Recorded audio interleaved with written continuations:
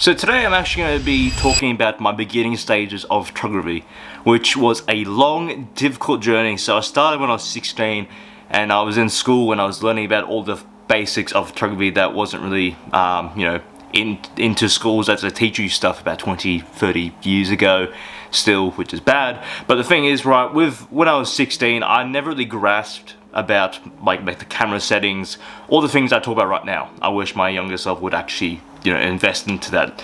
And so when I was 16, I started off taking photos with a school camera, and then I started just taking photos of just anything, every other thing that was around me and stuff like that. And I was more learning about the art of photography, not really what they teach you now in terms for Instagram, YouTube and stuff like that. Just more about the art of photography, never really the doing part, just the art and the history behind it, which is fine, it's great, but that's not really what I wanted to really learn about. As the only person I really know about is Ansel Adams, and Man Ray was the two that I actually learnt from at the beginning stages in terms of the art of photography. But at the age of 16, I was in the beginning point. I was at the beginning stage in terms of just learning, and then through that, teachers actually just said to me, I think you should probably leave school, as we don't really teach you much about what they teach in TAFE. And so I was like, oh, okay, it's actually a great idea, as I did want to leave school because I wasn't really doing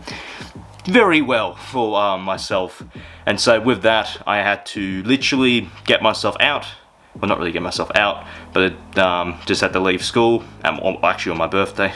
And then literally I had a 3-month period of just trying to teach myself of actually how to do photography, the basics, the camera settings. It was actually a book that a friend has actually given me. He does sports photography for a rugby team in Australia and stuff like that. And so with that, I actually had to just read about all the things I do understand or either I don't understand. And so with that, I just kept on reading and reading this massive book that he gave me. And so with that has taught me just a little bit about the basics of it. Until the TAFE point of view, I was not really great in terms for my photos. The photos were good, but the editing I did was not ideal. And so with this TAFE course, it would actually teach me a lot about how people in general are just way better than me. And so they got me into more of the comparing part, which I talk about a lot because that's a big, it's human nature to compare yourself and stuff like that. And so with that, I was very in low self-esteem type of person. And so I would actually just be looking at all these people's photos and go how the fuck have they achieved this and this look and this look, and while my photos look like they just came out of a fucking painting and look like as if an 8-year-old has just drawn shit all over the place, which is basically what my photos were at the beginning. But the thing is, they were just bad photos. There's no such thing as a bad photo. They were just photos that were just poorly edited. The photo wasn't bad, just the editing part was bad. That's all I can really say. The photo part I was good at, but the editing part just didn't really make much sense. I'll just be playing around the colors and not really experimenting too much until I actually developed that sense. And so as soon as I learn about let's go with the TAFE part. So the TAFE part, they will teach you about the studio stuff. They'll teach you about how to actually talk about your own photo, which I struggled the most because I couldn't really give much of a sentence about my photos because I don't know how to describe my own photos, and I do know how to describe my own photos now, but back then I did not. And so with this, I was poorly I would be quite nervous and also quite embarrassed about my photos and stuff. And so I was well into the comparing part. I was still taking photos with this camera actually, which is the Canon 1300D, but I didn't have a computer such as a MacBook, for example. I had a computer which was an old computer, and it didn't really run Lightroom or Photoshop very well. It would just be running as if a plane is running, well, on the lines, very loud. There you go. And so with that type of thing, I would actually just be learning about Photoshop and how to actually use it properly, which I was good at the time, but as soon as I left that, as soon as I got home, I'd forget about it completely. I'd go what the fuck was I supposed to do? And so more onto the TAFE part, they'll actually teach you more about the history, more about, you know, photos, all the type of stuff. And so with that, would actually be using that into the studio part, which was the biggest thing for me, such as, like, you know, the lighting and the all sorts that they teach you, you know, the product photos. I never really understand how to actually use a studio or anything like that properly, so I'd just be standing there trying to help, but I just kind of made it a bit worse, which was quite funny, because I'd be like, what the fuck, what's going on? I don't know how to use this type of stuff, and I'll be like really nervous to really do that. And so I never really understand the technology behind it and how to actually, you know, angled it properly and stuff. We'll be in groups, not just me, because if it was just me, it wouldn't be a photo in general.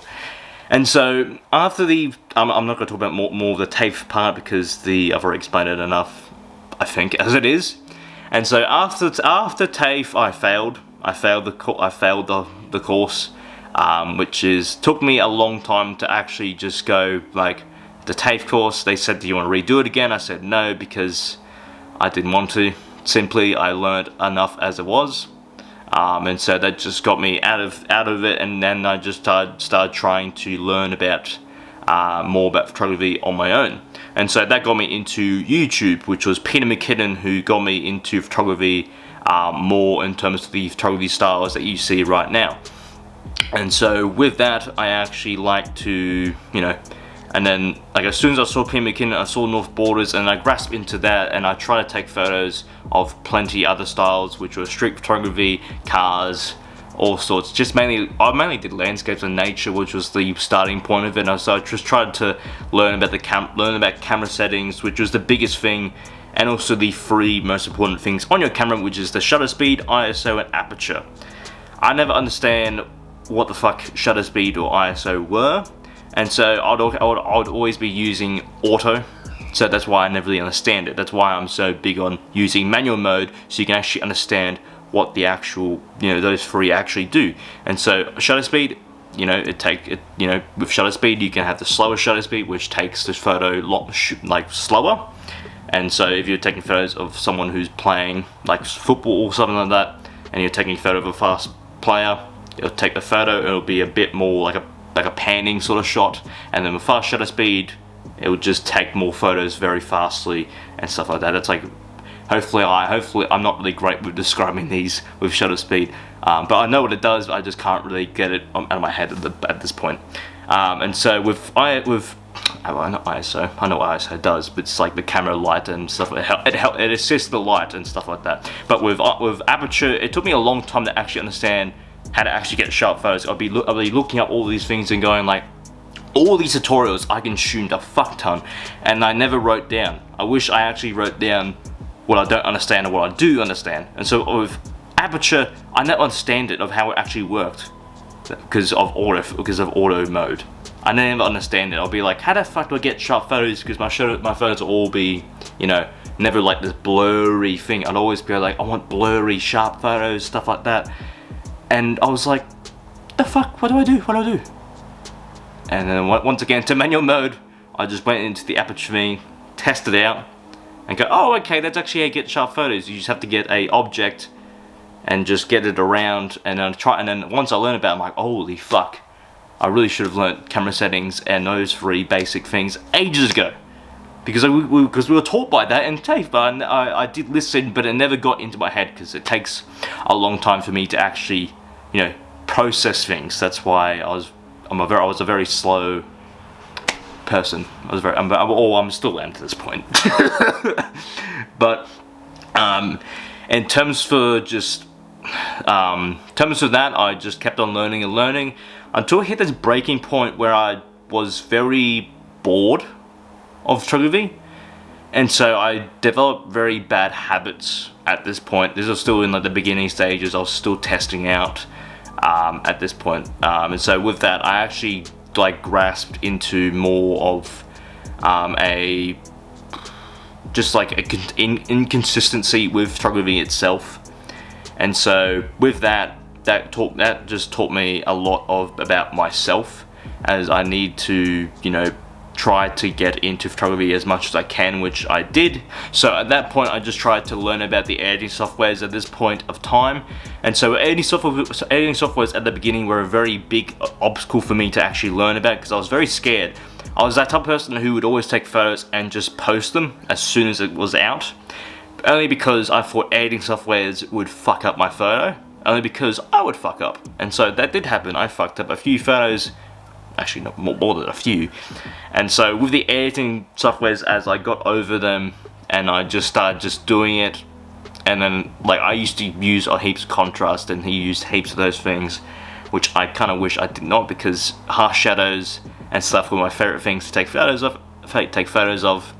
But as soon as I just grasped the idea that I need to stop being a perfectionist and just try my own style and try my own thing, that's all I needed to do. And so if you are a person who doesn't really know what type of style of photography you actually want to do, or you don't actually know how to achieve this certain thing, I'm actually building a photographer's to-do list of actually how to, get an idea of what goals you have in terms for what you want to do. And so I'm building this Notion template at this point of time, as I did actually send it towards my Instagram people, and so I actually sent it out saying, oh, would you like this to-do list? And so I think a few people said no, a few people said yes. I'm not really too sure. I took a screenshot, but I haven't looked. But in terms of the beginning stages, I kind of wish that I actually learned a lot more quickly, and I wish I kind of learned about the camera settings and the camera functions sooner, and also my style, and also doing my business a bit more quicker and not being so scared. I was always scared to explore or expand. I would always just be comfortable with just my certain surroundings, because I would only take photos around the Shire. And now I just take photos of the city, or I take photos of the Blue Mountains if I can actually, or which I can't really go out there now, but I'll usually go up there with a friend or something like that. And so with this expanding point, I'm now in a Discord with a bunch of other photographers, videographers, creatives, whatever. And so with that, they just gave me the idea to actually expand a bit more. And so I kind of wish that I actually expanded a bit more at the beginning stages, so I can actually learn from people and learn with people, and also bounce off ideas with others, as I didn't really have anyone to bounce off ideas with in terms for me.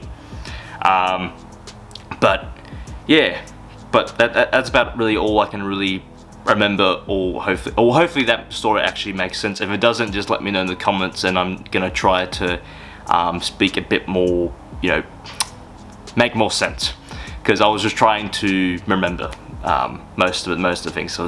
Because I'm 21, and that was back then I was 16, and for that point of period, that's why I started doing photography, and that's how I started actually developing my own style and all sorts. So hope you guys do enjoy this video, as it's been a very I'm kind of running out of breath at this point, but hope you guys do enjoy it. Let me know down in the comments of actually how you actually started your own, how you actually got into photography, sorry. And yeah, hope you guys do enjoy, and I'll see you guys in the next one. And also, like and subscribe, but also let me know if you want that template of photographers to-do list as well. So yeah, let's just turn this fucking video off.